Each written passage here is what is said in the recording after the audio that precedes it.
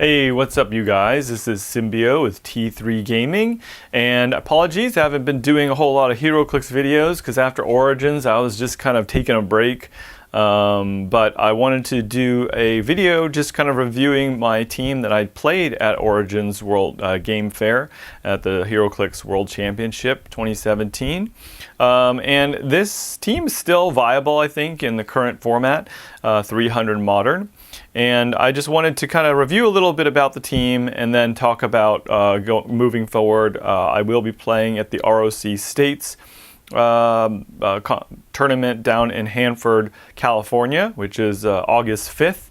Definitely check out 2 Clicks from KO's podcast and their website on Facebook to get more information on that. It will be an ROC States competition. Hopefully a bunch of people will coming out. There is also a win-a-map in Sacramento, July 23rd, for anybody interested. I think Best There Is Games is running that one, and I'm thinking about going. Hopefully I can make it, but still not sure yet.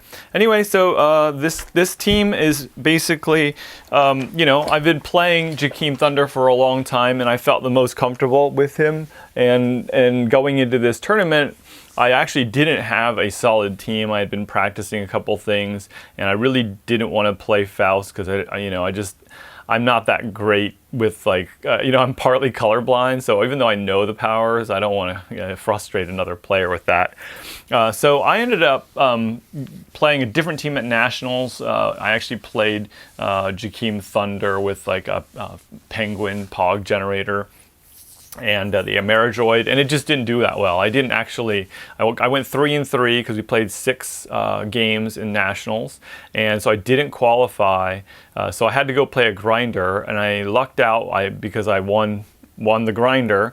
I was able to roll a critical hit on a Casey Superman on my first game with Nick Fury, and I had perplexed and used enhancement, and so I was able to to win that game.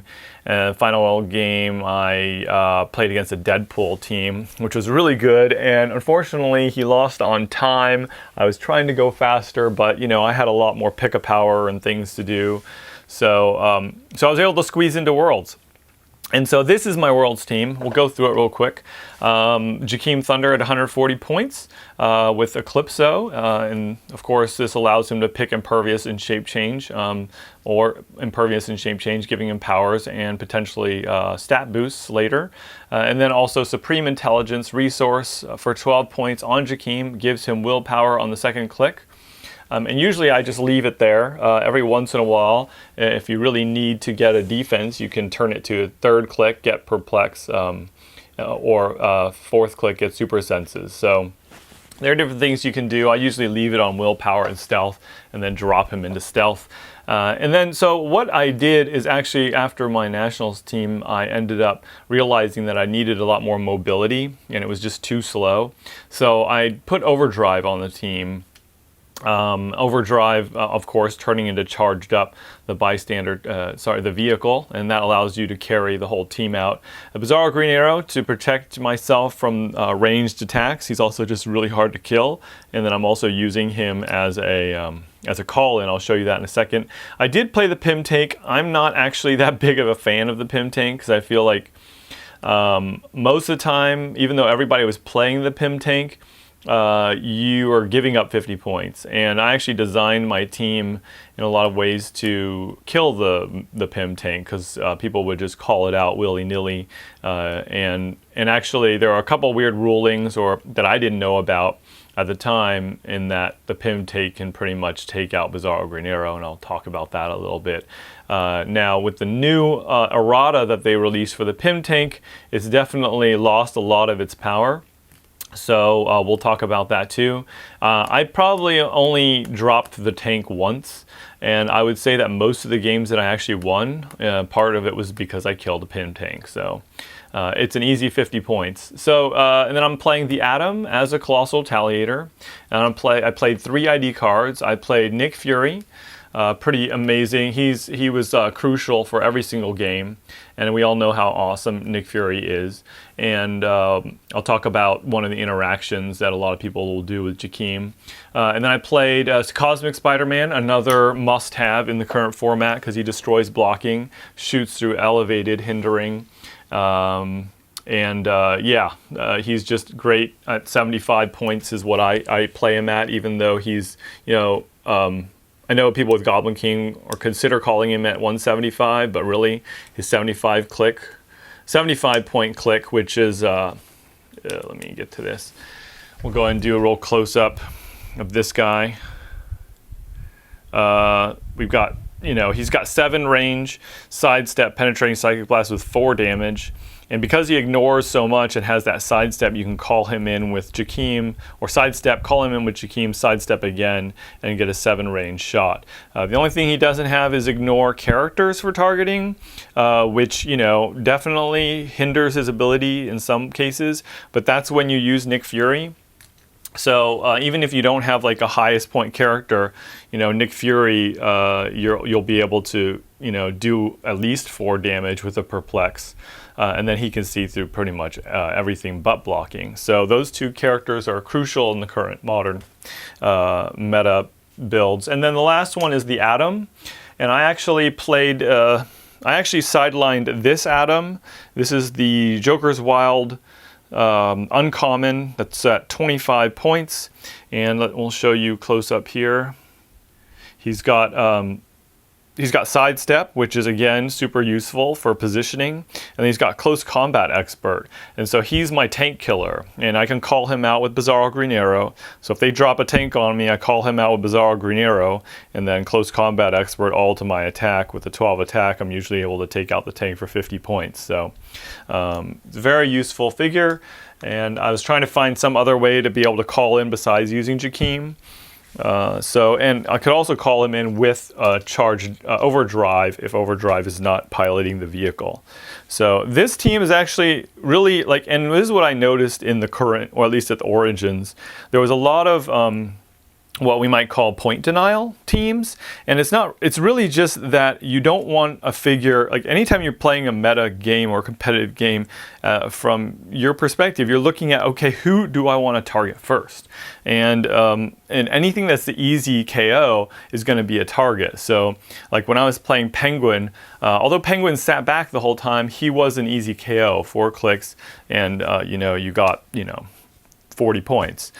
So if you look at this team here, although the Colossal Retaliator is an easy KO, and oftentimes if I can double target with Jakeem, I will try to take out Colossal Retaliators first, because that way they aren't going to retaliate on you. So he's kind of an easy KO if he's in the back and he's easy to hit.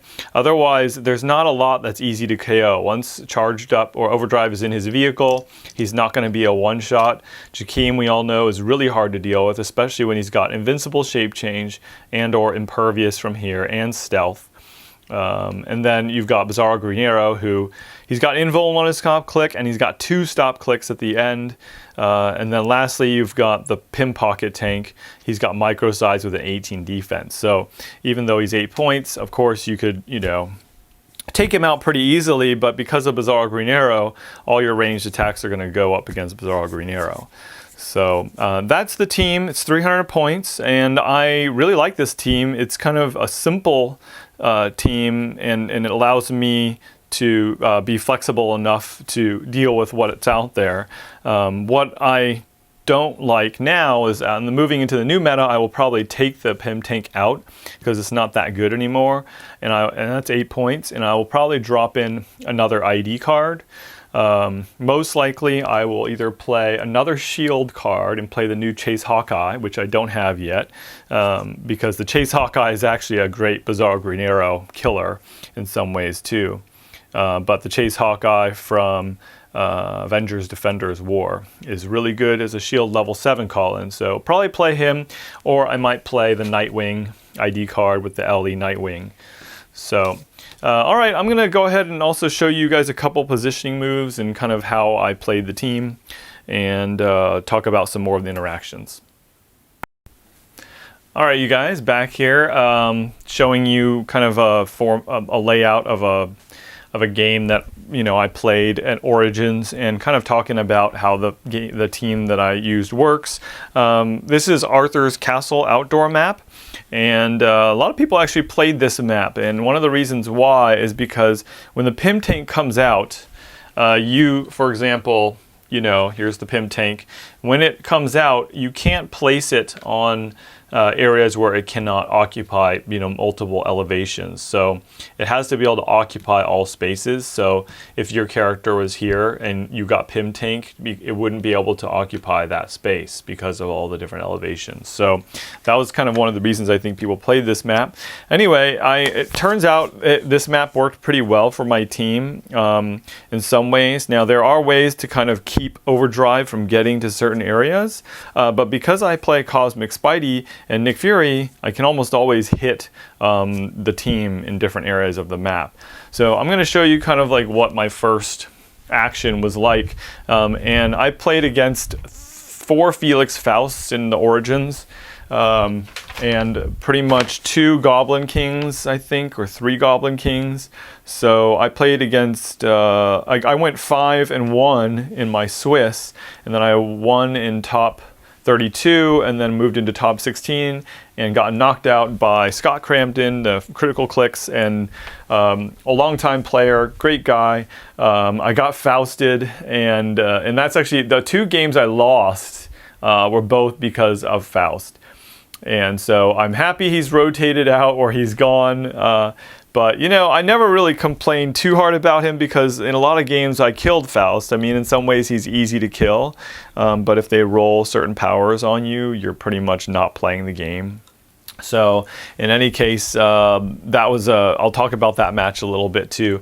But let's, so what a lot of times what I would do is, and in this case, sorry, we're just using Nightwing as a placement for Jakeem, and usually there's going to be a Pym tank on that team, and that was a pretty standard build that a lot of people played. Felix Faust, Green Lantern from Joker's Wild, Jakeem Thunder, and a Pym tank, and I think no IDs and no entities in that format. Or maybe, I think there is a Eclipso and Supreme Intelligence still on Jakeem in that format. So anyway, in the starting area, he sits over there, and that strategy is essentially to roll yellow.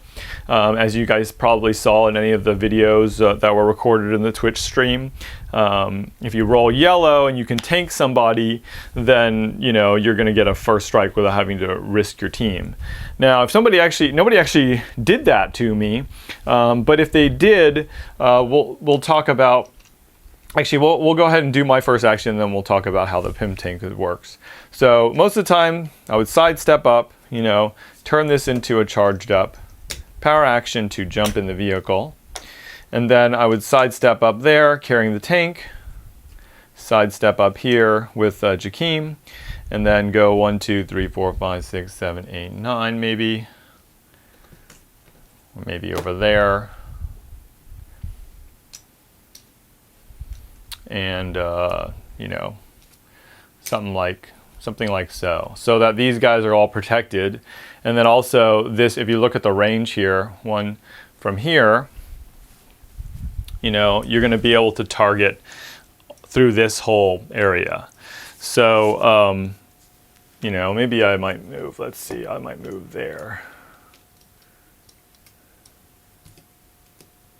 Something like that, yeah. All right, so in giving him a token, I'll pick Invincible Shape Change and probably Impervious off Eclipso, which, isn't great because oftentimes you're not going to use it. The only time you really want to pick Invincible is because you're anticipating that you might get, hit with a lot of damage, and they have penetrating damage. So if you don't feel like you're going to get, penetrating damage of any kind, then you can take Impervious off of Eclipso and pick Super Senses off of Jakeem, or even Perplex. So if I did that, I would pick Impervious, Perplex, and Shape Change, and Perplex up his defense so that it's a little harder to hit Bizarro Green Arrow. So the reason why this Overdrive works so great, and the way I like to do this, is I move out really far and I basically try to distract people from my atom. So you can see my atom's all the way in the corner, and it worked pretty much most of the time. And so basically it focuses the energy on what's going on up here, and it's kind of like a redirect. So that way, if they hit me, then I can still retaliate. And if they come out and try to shoot Atom somehow, which they can do, then I'm also in striking distance. So it protects my Colossal Retaliator just from being alpha striked. And if you look at this format and you're like, well, what am I going to do? You know, Jakeem could hypersonic 1, 2, 3, 4, 5, 6, 7, 8, 9, 10, 11. And he could try to hypersonic something. But if he hits Charged Up, it's not going to kill him. If he hits Bizarro Green Arrow, it's not going to kill him. If he hits Jakeem, it's not going to kill him. And I could always, a lot of time I was also pick Plasticity from Jakeem if I feel like Jakeem is going to get hypered on. But then if he comes back here, he's stuck there. And then I can call in Nick Fury and hit his Jakeem really hard. So that's not a good play. If you running shot me of some kind, you know, you could actually call in a Nick Fury and hit me, but you're going to hit Bizarro Green Arrow. Nick Fury only does 3 damage. It's not penetrating. You might, even if you perplex it up, he's got the invuln, and he can also do that token, you know, his Bizarro range combat expert kind of thing. So he can knock your damage down or your attack down. So, you know, you could take out the tank. And actually in a couple games, I just left the tank there because I was like, I'm not going to use it. It's point denial and it's easy points. I don't want to put it out there. But, you know, like I said, I don't really like the tank that much, but, you know, I think, you know, if you knew how to play it or you played it well, you could, it's worth it if you can get off more points. So in this format, you know, he's going to try to barrier up. A lot of times he might not move and do something, or he might try to run, go somewhere else. But with this whole Green Lantern thing, he's got energy shield. So he could barrier up in front of Green Lantern so that I don't hit Green Lantern or Jakeem. But then Felix Faust is, you know, is a target. He's definitely a target. I'm going to go after Felix Faust first. And so a lot of times they'll barrier up around Felix so that I don't hit him. Granted, you know, even if I call in, let's say I sidestep here and I call in Cosmic Spidey and go sidestep here, 1, 2, 3, 4, 5, 6, 7, I'd have to perplex to knock down the barrier and hit Felix. And he has a 19 because he probably perplexed it. So what I like to do in this situation is not use Cosmic Spidey if I don't have to, but use Nick Fury. So in either situation, if I use Nick Fury, I can drop him here or here, sidestep there, carrying the tank, put the tank there if I want to. And if I call in, I can pick Perplex Enhancement, or I can, you know, a lot of times if I want to do the most damage, I'm picking Perplex Enhancement. And if he's attacking the highest point character, you know, he can do a 12 attack with 5 damage or 6 damage. Perplex after the 4 damage because of the highest point character, and then Enhancement is 6 damage. So 12 attack, 6 damage, or I could do 11 attack. 13 attack, 5 damage, depending on what I want and whether it's the highest point character. In this case, in this scenario, I'm not going to attack Felix because of the barrier. I'm going to attack Green Lantern. So can't use his energy shield and then hit him for 4, perplexing up his damage 1. And then bam, there goes the point. So that's worth it. So either way, if he's, you know, if he was barriering up here, then I'm going to go after Felix and do 5 damage and take him out. And, you know, I mean, in that situation, I don't need to can't use anything. I can't use his perplex, but, you know, just to make it an 18 to give myself a better shot. But I do have 2 probs there. And so the other thing is, if I was back further, I can, because of the shield inspiration, these 3 guys, or any 3 of these, can increase my range to a 12. So I can give me a 12 range. I can even power action to the tank to use the shield team ability to give him another shield pump if I want to perplex attack and then give him another damage some other way. So really flexible there. And that's one of the reasons I really like this team. All right, so that's just kind of an example of how it would be played. Again, if I just hit him for 3 or something, I could take Mystics off of one of these guys. Then I can Colossal Retaliate with the Atom, come over here and finish off Felix, and then also hit all these guys for 2. So the Colossal Retaliation is great. All right, so let's see. All right, let me talk real quick about how Bizarro Green Arrow got killed in Origins a lot at different times. Is that if you tank this team, what they ruled was that a lot of times, like, so if you were going to take out Bizarro Green Arrow, you'd probably call in Spider-Man, Cosmic Spidey, shoot him for 4. Now, what you'd want to do is you don't want him to get his Bizarro range combat expert off. So that was one of the things that you'd want to do, is outwit that somehow.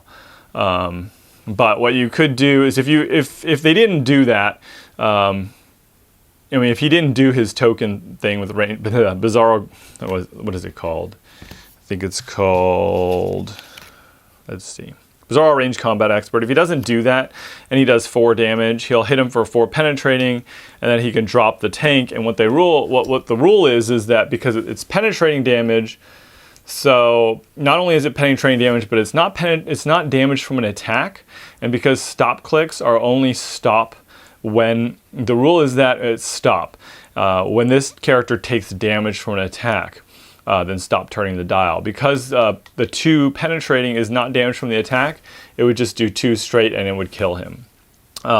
So that only happened in one of my games, but and now that it's not penetrating, that is no longer a problem. So my team gets better in that regard. So I just wanted to kind of share that information with you guys. In the situation where my team gets tanked, oftentimes, I'll take 1 because of Jakeem. Charged up will drop out, right? And then, Bizarro Green Arrow will take, some amount of damage from the attack, and then oftentimes I'll just get him to a stop click.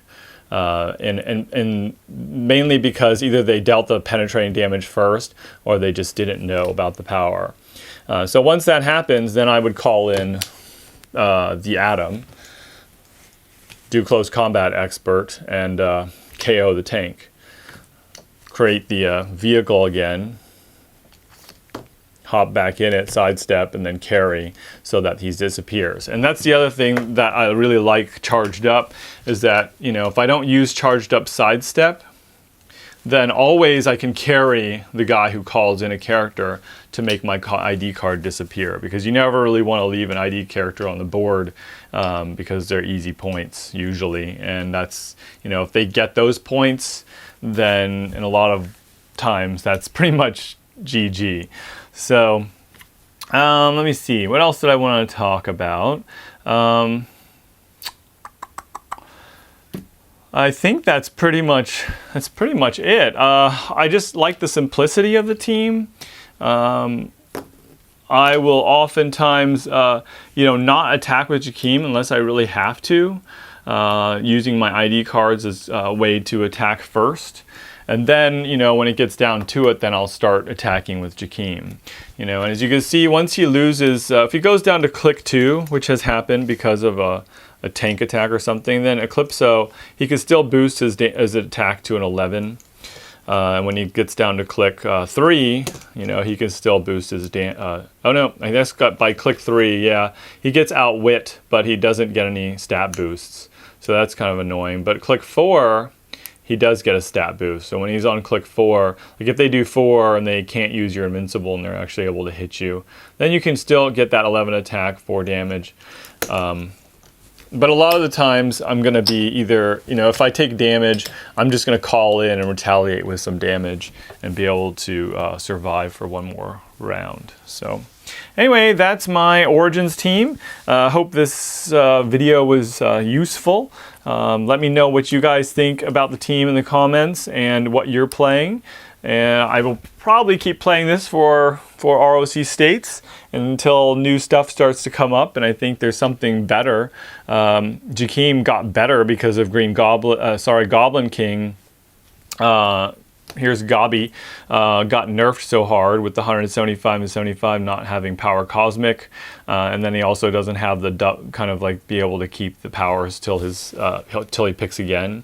I will say that even though the 75-point Goblin King is still really good, with Jakeem running shot pulse wave, that's pretty much how I killed Goblin King every single game. Because he has so many defenses that you can pick, running shot pulse wave is what you really need to do to kill Goblin King. And that's why Jakeem is still so powerful, because not only can he be a support character, but he can also do Pulse Wave and be quite a heavy duty attacker. So 4 Pulse Wave is going to kill this guy in one shot. Even if he's at 175 and you Pulse Wave him, I mean, you can perplex up Jakeem with somebody else, you know, not in my team. But if you do 4 straight, 1, 2, 3, 4, you're going to put him on his, you know, 8th click. And then, you know, if you did 2 more, you know, with a tank or something, you put him on his last click. So there are other ways to deal with him, but Pulse Wave is the best one. So that's my video, and let me know what you guys think. Thanks so much for watching, and throw me a like and comments if you have some input, and we'll see you next time.